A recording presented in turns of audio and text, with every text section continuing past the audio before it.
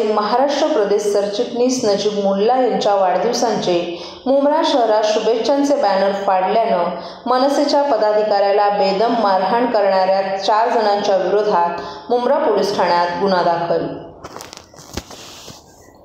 मुंब्रा शहरात राष्ट्रवादी काँग्रेसचे अजित पवार गटाचे महाराष्ट्र प्रदेश सरचिटणीस नजीब मुल्ला यांच्या वाढदिवसाच्या शुभेच्छांचे बॅनर फाडल्यानं मनसेच्या एका पदाधिकाऱ्याला बेदम मारहाण करण्यात आली.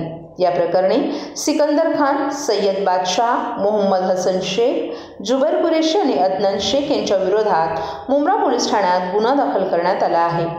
या मारहाणीचं चित्रीकरण देखील मारहाण करणाऱ्यांनी समाज माध्यमांवर प्रसारित केले. मारहाण झालेले इरफान सय्यद हे मुंब्रा भागात वास्तव्यास असून ते मनसेचे कळवा मुंब्रा विधानसभा वाहतूक संघटनेचे अध्यक्ष आहेत. काही दिवसांपूर्वी अजित पवार गटाचे प्रदेश सरचिटणीस नजीब मुल्ला यांचा वाढदिवस मुंब्रा येथे साजरा करण्यात आला होता.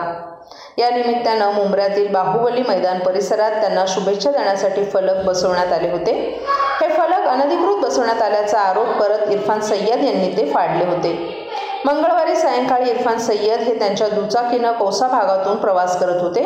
त्यावेळी सिकंदर, सय्यद बादशाह, मोहम्मद शेख, जुबेर आणि अदनान त्या ठिकाणी आले. त्यांनी इरफान यांना एका जागी बंदिस्त जागेत नेलं. नजीब मुल्ला यांचे बॅनर का फाडले असा जाब विचारत त्यांनी इरफान यांना लाथाबुक्क्यांनी बेदम मारहाण केली. तसंच या प्रकाराबद्दल माफी मागण्यास सांगितलं. मारहाणीचं चित्रीकरण देखील समाज माध्यमांवर प्रसारित करण्यात आलं. मंगळवारी रात्री उशिरा या प्रकरणी गुन्हा दाखल करण्यात आलाय. दरम्यान या प्रकारानंतर इरफान यांनी कायदा सुव्यवस्थेविषयी प्रश्नचिन्ह उपस्थित केले. तसंच पोलिसांनी गुन्हा दाखल करताना योग्य कलमांअंतर्गत कारवाई केली नसल्याचा आरोपही त्यांनी केलाय.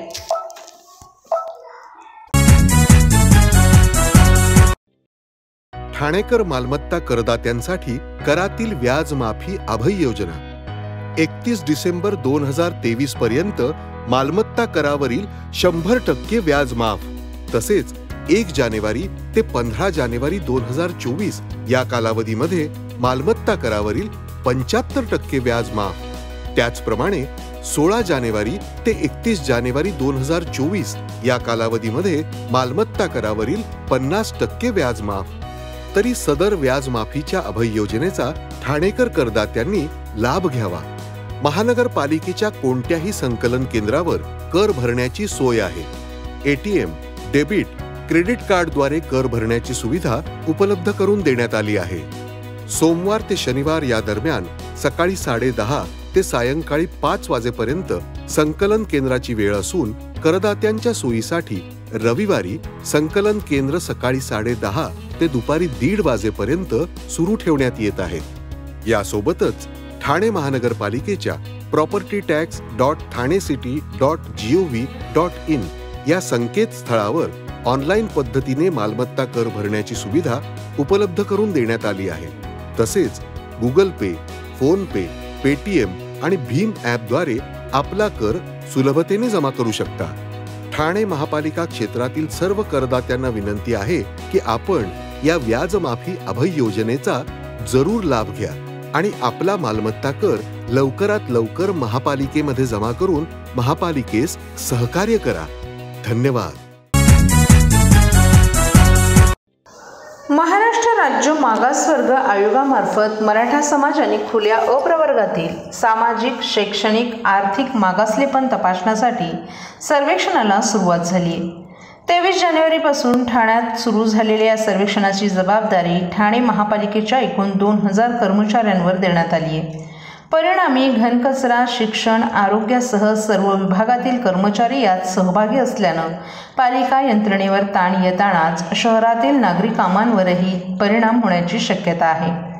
ठाणे महापालिका क्षेत्रात 5 लाख घरांमध्ये पालिका कर्मचाऱ्यांमार्फत सर्वेक्षणाला सुरुवात झाली आहे. बुधवारी 1,65,000 घरांचं सर्वेक्षण पूर्ण करण्यात आले.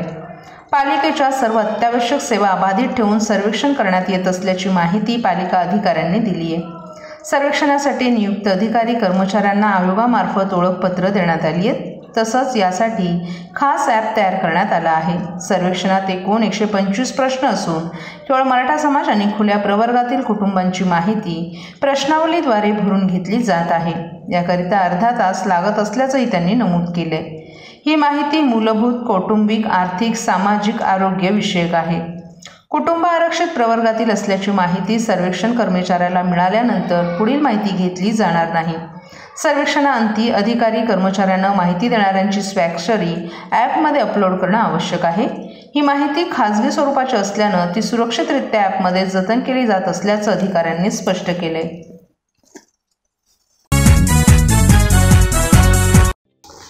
मीरा रोड येथील नयानगर भागात 2 गटांमध्ये हिंसाचार उफाळला होता.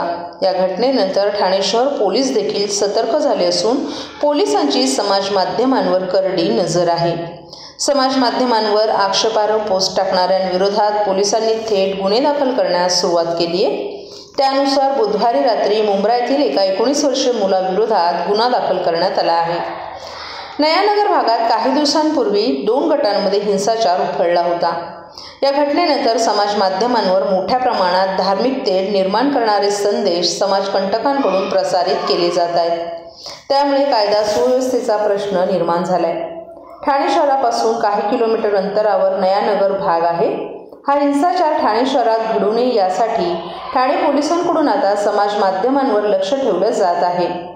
मुंब्रा येथील एका 19 वर्षीय मुलानं त्याच्या इंस्टाग्राम खात्यावरून धार्मिक तेढ निर्माण करणारा एक संदेश प्रसारित केला होता. याची पडताळणी पोलिसांनी केल्यानंतर त्याला पोलिसांनी आता ताब्यात घेतले. त्याच्या विरोधात पोलिसांनीच मुंब्रा पोलीस ठाण्यात तक्रार दाखल केली असून कलम 295 आणि 153 प्रमाणे कारवाई करण्यात आली आहे.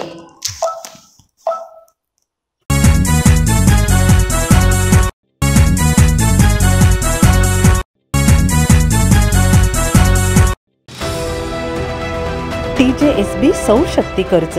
Go green. करा वीज बिलावर बचत.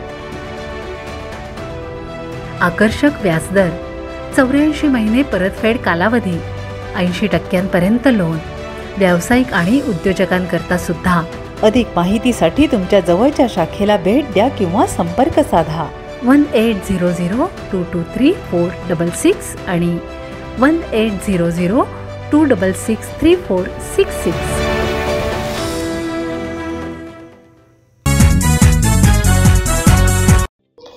तुम्हाला आपलं शहर कसं असावं वाटतं?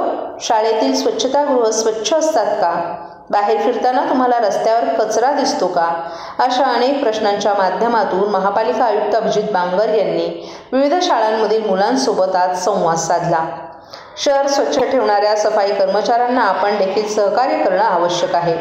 रस्त्यावर कचरा टाकणं जर बंद झालं तर आणि तरच आपल्याला शहरातील रस्ते स्वच्छ दिसतील. यासाठी शिक्षकांनी स्वच्छता हा विषय विद्यार्थ्यांना विविध माध्यमातून समजावून सांगणं गरजेचं आहे. आपल्या परिसरातील समस्या काय आहेत याबाबत मुलांकडून जाणून घेणं महत्त्वाचं असल्याचं वक्तव्य पालिका आयुक्तांनी उपस्थितांना मार्गदर्शन करताना केलं. निमित्त होतं ठाणे महानगरपालिका आयोजित इंडियन स्वच्छता लीग 2.0 या कार्यक्रमाच्या पारितोषिक वितरण समारंभाचं. महापालिकेतील नरेंद्र बळाळ सभागृहात या कार्यक्रमाचं आयोजन करण्यात आलं होतं.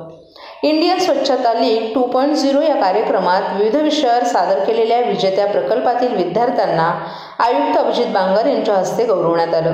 यावेळी अतिरिक्त आयुक्त संदीप माळवी, उपायुक्त तुषार पवार, उमेश बिरारी, अनघा कदम, वर्षा दीक्षित तसंच विविध शाळांचे शिक्षक उपस्थित होते.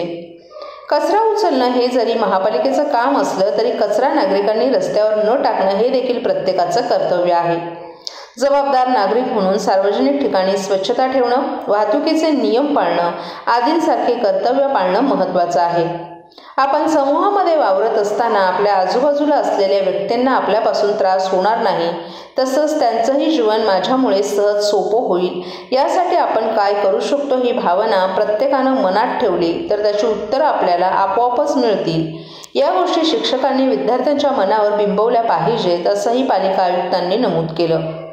आजची मुलं ही उद्याची भावी पिढी आहे. या वयातच आपण त्यांच्यावर योग्य संस्कार केले तर ते निश्चितच जबाबदार नागरिक बनतील असा विश्वासही आयुक्तांनी व्यक्त केला. सार्वजनिक ठिकाणी नियमांचं पालन करणं म्हणजे भित्रेपणा नाही, तर नियमांचं पालन जो करतो त्याची वृत्ती धाडसी असते. अशा प्रकारे शिक्षकांनी विद्यार्थ्यांचं प्रबोधन करावं असंही आयुक्तांनी नमूद केलं. इंडियन स्वच्छता लीग 2.0 या कार्यक्रमात सहभागी झालेल्या सर्व शाळांच्या विद्यार्थ्यांचे तसंच पारितोषिक विजेत्या विद्यार्थ्यांचे, शिक्षकांचं आणि परीक्षकांचं त्यांनी अभिनंदन केलं. तसंच इंडियन स्वच्छता लीग 2.0 या ठाणे महापालिकेने राबवलेल्या उपक्रमाची दखल केंद्र सरकारनंही घेतली असल्याचं आयुक्तांनी नमूद केलं. संवादातून मुलांची मतं जाणून घेत असताना विद्यार्थ्यांनीही आपली मतं व्यक्त केली. बसमधून प्रवास करताना आपल्याकडील खाण्याच्या वस्तूची आवरणही रस्त्यावर न टाकता आपल्या पिशवीतच ठेवावीत. तसंच शहरातील अनेक ठिकाणी पुलाच्या पिलर्स हे थुंकून अस्वच्छ झाल्याचं आढळून येतं. तर काहींनी शाळांमधील स्वच्छताही नियमित होत असल्याचं सांगितलं. तर काही विद्यार्थ्यांनी प्लास्टिकपासून बनवलेल्या वस्तूंची माहिती यावेळी दिली. वेस्ट टू बेस्ट या संकल्पनेवर आधारित स्पर्धेचं परीक्षण सत्व संस्थेचे रवी शृंगारपुरे आणि त्यांच्या 10 सहकाऱ्यांनी केलं. तर पर्यावरणपूरक गणपती आणि वेस्ट टू बेस्ट या स्पर्धेचे परीक्षण पर्यावरण दक्षता मंडळाचे विद्याधर वालावलकर, संगीता जोशी यांच्या सहकार्यांनी केलं.